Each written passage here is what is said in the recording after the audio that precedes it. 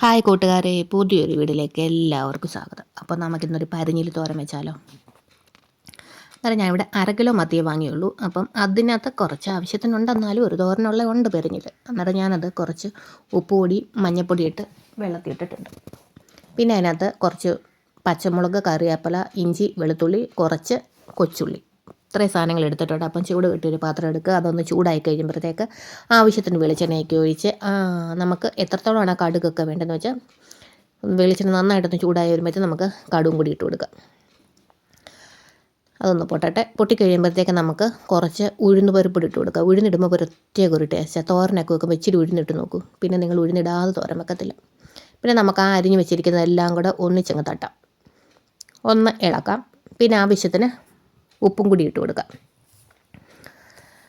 പിന്നെ നമുക്ക് എടുത്തു വെച്ചിരിക്കുന്ന പരിഞ്ഞിലുണ്ട്, വളരെ കുറച്ചേ ഉള്ളൂ പരിഞ്ഞിൽ. ആ പരിഞ്ഞിലൂടെ ഇട്ട് കൊടുത്തിട്ട് എല്ലാം കൂടെ ഒന്ന് ഇളക്കിയിട്ട് ഒരു 5 മിനിറ്റ് നടച്ച് വെച്ചാൽ മതി. ചെറിയ രീതിയിൽ അടച്ച് വെക്കുമ്പോൾ അതിനെന്തോ വെള്ളമൊക്കെ ഊറി നന്നായിട്ട് വെന്ത് വരും. അവിടെ ഇരിക്കട്ടെ. അപ്പോഴത്തേക്ക് ഞാനിവിടെ മീനൊക്കെ കറി വെച്ചത് നല്ല മത്തിയാണ്.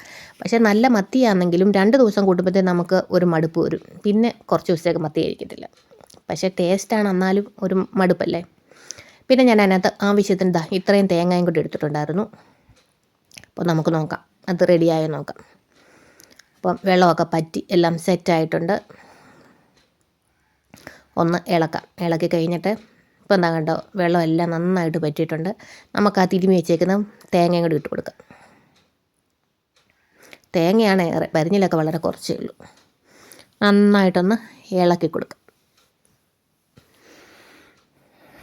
നല്ല പൊളി ടേസ്റ്റ്. ഇത് മാത്രം മതി ചോറ് കഴിക്കാൻ. ഞാൻ പിന്നെ എനിക്ക് ആവശ്യത്തിന് കുറച്ച് കുരുമുളക് പൊടിയും കൂടി ഇട്ടിട്ടുണ്ട്. അതിന് മുളകിന് എരി കുറവായതുകൊണ്ട് കുറച്ച് കുരുമുളക് പൊടി ഇട്ട് നന്നായിട്ടൊന്ന് ഇളക്കാം. ഇളക്കി കഴിഞ്ഞിട്ട് നമുക്ക് ഇത്തിരി പച്ച വെളിച്ചെണ്ണ കൊണ്ട് ഒഴിച്ച് കഴിയുമ്പോഴത്തേക്ക് നല്ല പൊളി ടേസ്റ്റാണ്. പച്ച വെളിച്ചെണ്ണ ഒഴിച്ചിട്ട് ഒന്ന് ഇളക്കിയിട്ട് നമുക്ക് സ്റ്റൗ അങ്ങ് ഓഫാക്കണം.